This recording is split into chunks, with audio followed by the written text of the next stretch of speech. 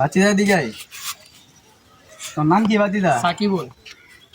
তোর আমি 4টা প্রশ্ন করবো, সত্য হইলে সত্য বলবি, মিথ্যা হইলে ধ্বংস হয়ে যাবি। ওকে।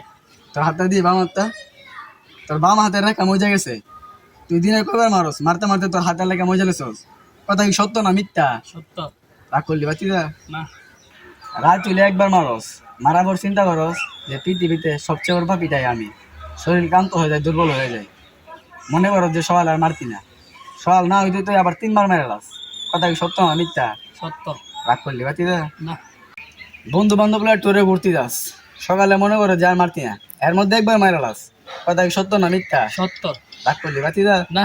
তোর সব বন্ধুদের গার্লফ্রেন্ড আছে, তোরা চাইলি বাম হাত। রাগ করলি বাতিদা? না। আচ্ছা ওই কথাটা, আসলে তোরা আমি একটা গাছে শিকড় দিব, এই শিকড়টা খাইলে মানে তোর দুর্বলতা, শরীরের অস্থিরতা সব দূর হয়ে যাবে। বাম হাত চিবা চাপা গিয়ে হাত মারতে পারতি না, শিকড়টা নিবি বাতিদা? নিমু। সত্যি? সত্যি। তোর থেকে আমি 500 টাকা চামো, 500 টাকা দিবি? দিমু। সত্যি? সত্যি। রাগ করলি বাতিদা? না। তোর সাথে আমি মস্কারি করছি, তোর টাকা আমি নিবো না, ঠিক আছে?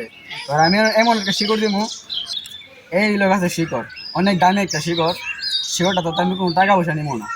এই শিকড়টা তুই দিন 3বার খাইবি, খাইলে ক্ষুধা লাগতো না, ঘুমাইলে সব দেখবি না। কথা কি সত্য?